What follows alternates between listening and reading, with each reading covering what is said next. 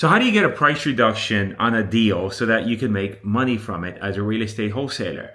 I'm going to go ahead and cut to a video of a segment of one of our partner program calls. We have these every single day where we help our clients do deals and find buyers for them and also look at their ads. And this particular call, a client comes on and says, "Hey, you guys have found a buyer, but Gene," and this is Gene on my team, "told me that I need a price reduction and I don't know how to do that. Could you walk me through that?" So on the call, we strategized and I gave him specific directions on what he should say to the seller, how he should present the price reduction and the positioning. Then we go back to answering members' questions, and then he comes back on the tail end of the video and tells me what happened. And so I'm going to keep you in suspense. So you got to watch the entire video, this part at the beginning, and then you'll see the back end of the video where he comes back and he tells us what happened after the call and how it all went down. So I definitely encourage you to watch the entire thing. You're going to get a lot out of this call, and let's cut right to it.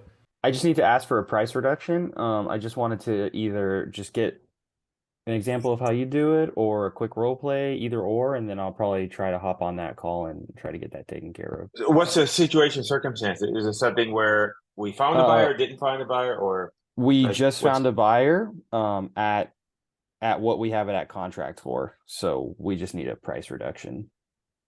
got it? And then what did Gene say about that?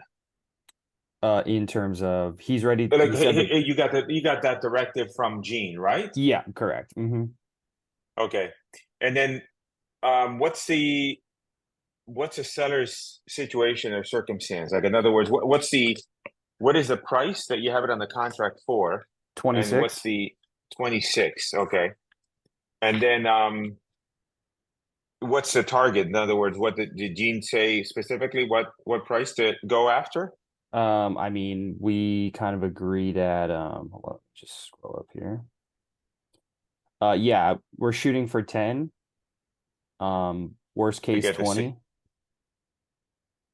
when you say 10, meaning a We're, 10K we're price reduction? no, we're looking to get it to 10K for her walk away price.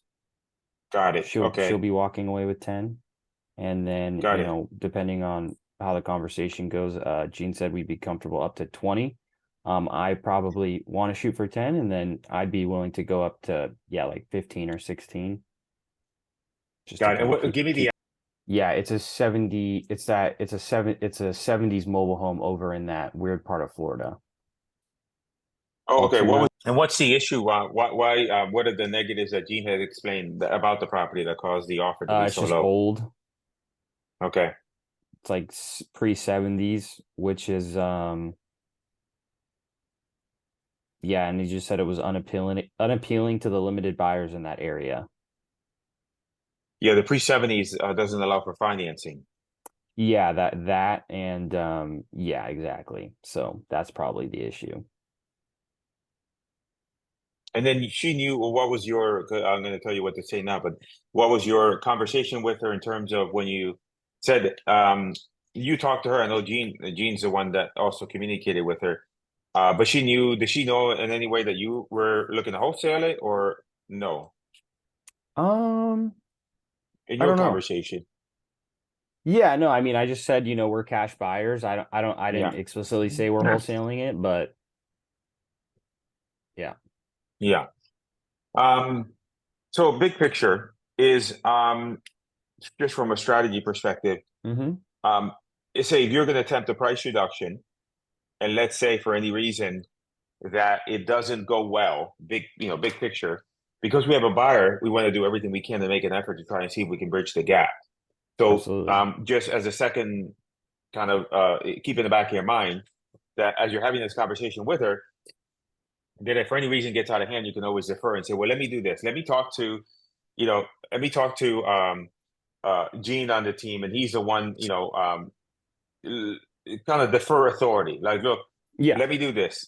And then because then at that point we can have a discussion with Gene, and if Gene needs to call as a second person to chat with her, then we can do that, right? And what I'm saying is that we don't want to place we want to be mindful of not placing the entire burden on you because we do have a buyer that's willing to buy, and so then depending on how she is around that, then we might have to bring in Gene as a kind of a second person. Make sense?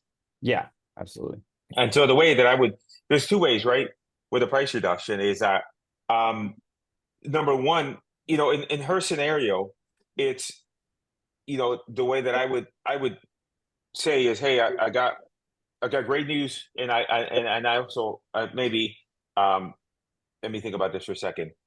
Because she has it's a mobile home the negatives, the issues are, I'm just thinking out loud, is that because if it's Yeah, I mean pre-70s, it's just yeah. pre-70s. That's pretty much it. And it's in a weird the And location's the not. general condition of it is not that great, right? It's fine. It looks ugly on the outside. It looks a lot nicer on the inside. Yeah. Yeah. I mean, there's two approaches, right? One approach is kind of coming across as, hey, I just want to we just want to follow up with you and give you an update on our end on what's happening. And I got good news, and then also I need to see maybe I can get your help on something else. So, we went to see the property. The good news is that I did get an approval in order to move the transaction to the next step, which is the moving things toward the closing. However, they did come up with a few issues that are kind of sticking points, and I'm trying to see if maybe you and I can chat and we can figure out a solution for this. So, in other words, the reason I'm saying that is because rather than coming across as, hey, I need you to take less money, it's more like presenting a dilemma or a problem that then perhaps you guys can work out together the solution for. Does that make sense? Mm-hmm. And so then that's number one. And so then I would raise you know, everything is great in terms of, that particular area. Because the other issue that they said was that she's not even on well water, right? I think he mentioned Um, that to me. I think there was an issue with it not being on well, not even like not. I think that they're bringing in the water. He said, I'm checking right now. yeah. So whatever the issues are, so look, Yeah, it's big picture. 7,500 to yeah, get a well. It needs a well. It's being trucked. Yeah, yeah. Correct. So bottom line is this: is that we can still move forward with the closing, but there were some issues that came up. One was that there's no well, right? Because our objective, big picture, is to buy the property, to then do everything required so that then we can now get a buyer to purchase it when it's in really good condition, and at the same time they're going to be able to get financing. That's big picture. So the couple of things that came up on our end is that number one is that we have there's no well, so we have to go ahead and dig that up. And they mentioned to me that that would be an additional cost of 7,500 approximately to do that. The mobile home is before 1970, so it's difficult to get financed. And so as a result, we have to consider whether or not either A, if it's difficult to get financed, then in the end, sometimes in the past, what we've been forced to do is actually purchase a used mobile home to put on the land, just because we got to, if we're selling it to a buyer, and then buyer, they're going to need financing. And if we can't get them financing, then we got to kind of use that second workaround. Um, and in general, I mean, those are the two big issues that came up. So we're able to continue with the closing. However, because of those two additional items, they came back to me. Our kind of funding department came back to me with a lower number that we have it on the contract for. In other words, they came back to me with a number that they said, "Hey, the transaction makes sense, but it doesn't make sense at the 26. It would have to be a different number." And I can tell you what the number they came back to me at, and wanted to kind of strategize with you and see if that's something that you would still be able to consider, because then at that point, then we would be able to move forward and get this thing, quickly over to closing. And the number that they came back to me was that we couldn't do it at the 26. It would have to be, for 10,000, in order for us to be able to do the deal.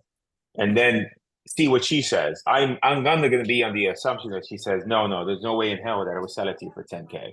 No way.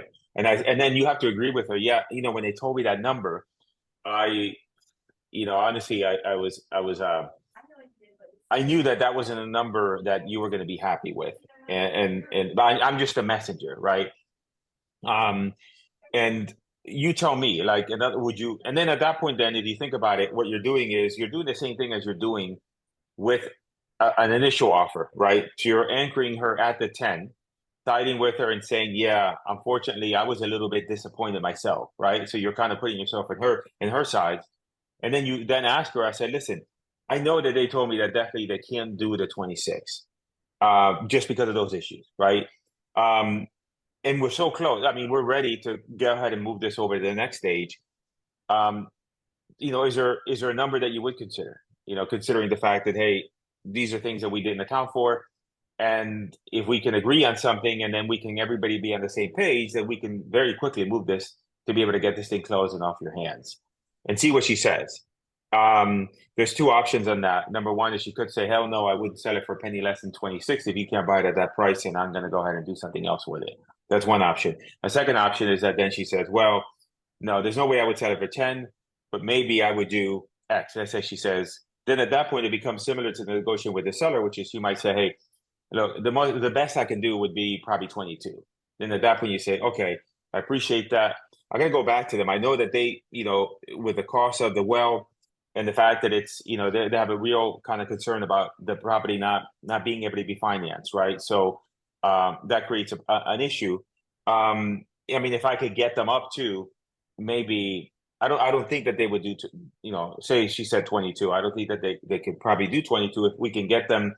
If I can get them up a little bit more than the 10, like a 12 or 13, or maybe 4, is that a number that we can make it work? Remember, it's going to be a clean sale, no closing costs and everything else that's net to you. Would that work? So you're kind of having that kind of the same conversation as you would be with, Yeah. as you were negotiating, and seeing if you can get to that price. Now, at that point, let's say, in my opinion, right now, something is better than nothing, right? So ideally would be, at 26, if we can get a number, if we can get 7,500, where it's a net assignment of 7,500, that would be a good deal because it puts money in your pocket, replenishes your advertising costs, etc. Now, if she does say no, 26 is the best, that's it. Either take it or leave it. I don't want anything to do with it. I said, yeah. I mean, I'm disappointed myself, but let me do this. Let me go back to financing, and let me chat with them, and let me see if there's anything I could do. And at that point, let's say if she's really just like she won't even like she has like an aneurysm on the phone, right? Because it's just like so. Then we might have to get Gene involved as a secondary person to come and talk to her and try and see what he could do, right? But I want to preserve that as a second kind of option. Yeah, And absolutely. he can record that call too as well because he would be calling from follow-up boss. But that's kind of like, does that make sense in the way I No, described no, it? yeah, that was great. I'm gonna call right after I get off the phone just because it's all fresh. Yeah. And just do that, and then like I said, we have to step in and clean it up. We will, right? But I think it's better if you come in as the person in the middle. It's a Hmm. dilemma. You feel bad about that, but you want them to try to make it work. And then see where she's at with it. And then I would say probably on the next step it would be is how has Gene communicated with you? By email, by text message, or what? No, I mean we've been talking through school. Okay, yeah. So just as soon as you do that, then communicate with him on that. And then that Yeah. way he can tell you the next steps. And then just mention to him that I told, and he's fine with it. And that I said that, hey, Chico said that if this lady did X, to maybe reach out to you and see if you could go ahead and give her a call, and then and just take it from there. You'll reach out to me if you have any questions, but uh, we're close. We love to get it done, so let's see what Yeah, we can do yeah, to yeah. I'm gonna, like make I it said, happen. I'm gonna hop off here, call her, see if I can schedule a time. Then if it ends up, if we figure all it out before the call, hop back on. Yeah, yeah, perfect. Great. Okay, all Thank you right. so much. Let's Appreciate see it. what we can do. Yeah, thank you. All right, all right. Uh, let me see. I may have it here. Let me see if I have it here. Classroom. Yeah, I found the one Um, in documents. Kajabi, but Addendum. I'm Yeah, also on addendum to school as contract well. here. Yeah, okay. Issue is the addendum to contract. It's a short video. I mean, it's a real simple document. addendum over number there. 1 between the seller and the buyer, property address, and then you would put purchase price reduced to, and then all other terms and conditions shall remain the same, and then you just remove that. Okay. Yeah, I'll watch this video right here. Yeah, it's really simple. If you got hung up on it, just Nah, let us know. it should be fine. Okay, great. Okay. So yeah, I'll give her a call and then I'll be back if you guys are still on. Okay. All right. No problem. Good to hear. All right, so now in this second part of the video, client comes back and he tells us exactly what happened on the call and the outcome. Also, by the way, if you are interested in getting help on these calls, we do them every single day. We analyze your ad campaigns, we analyze your deals, we help you, we find buyers. Make sure you click the link in the description. Now let's go to the video. Yeah, I did talk to her. She just I told her 10 and then she countered at 16 and then I just talked to Jean and probably going to try to counter one more time and then see where we land. I just wanted to see if that Okay, was that's excellent. That's yeah, I just wanted good news. How did she take it? to Did she call you? The worst thing I've ever been called has been a parasite to humanity. That's what somebody left me a message that said, "Cris, I think you're a parasite to humanity." So hopefully, how did it go? Is she upset? Did you find the call difficult, etc.? No. It was actually a smooth call. I don't want to say she expected it, but she was pretty receptive to like giving a counter. She's like, "Can I give a counter offer?" I was like, "Yeah, usually people don't ask. They just say I'm not doing that or they'll say I'm not going to take a dog." I didn't say that. I'm just saying she Yeah. was pretty receptive to it. So, Okay. Did you anything different that you did from our discussion, or did you found easier no, for you I to make just that? I did exactly what you said. Okay. All right, perfect. Okay, so we're close. So we just Yeah, gotta. so and then now I'm just trying to figure out how you decipher how you want to push, right? But you don't want to push too hard. You just go straight for, let's say, 12 or 13, or do you So go back where is up she at now? What did she say? 16? She said 16, and then they're at 10. And then I kind of said like, yeah, would you be comfortable, if I could get us to 12, 13, 14, like what's that feel like? She's like, I'm not going to say anything until you guys come back. I was like, okay. Sounds good. Yeah, I would say because you said 12, 13, or 14, I would say at 14 it'll give you 12K. 14 will give us 12K, right? Yeah, I was teetering between like I was nervous to hit her with 12, so I was thinking, yeah, maybe 13, 14, Yeah, somewhere in there. I would say too, you could because because you kind of gave that range. I said, hey, you could say I got great news. Initially, they told me if you're going to say 14, initially you would say, hey, initially they came back to me with 13, but I was able to get kind of, because of the fact that, I want to try to get, obviously we want to do the deal, but want to try to do the best we can for you. So I was able to get them to 14. And so, what I would have done differently in there, would have Mm-hmm. gotten a soft yes from her, meaning that, okay, let me see what I can do. Let me ask you this: if I can get them to, I think, like you could say in that scenario, I think that they're going to come back to me at 12. But let me ask you this: if I can get them, say, a little bit higher to 14, would you be okay with that? Because then you could say, Yeah, because I don't want to push too hard, and then if I push really hard, but then you say no, then I'm just trying to just modulate. So if I can get them, I think they're going to come back with 12, but I can get them to 14. Would you be okay with that? And then you get a soft yes from her. Then you say, hey, great news! I was able to get them to the 14. So we're I pretty good gotcha. to go. That Yeah, yeah, okay. That's good. but I mean it's a judgment call. I would say there's a saying that was always told to me: pigs get fat, hogs get slaughtered.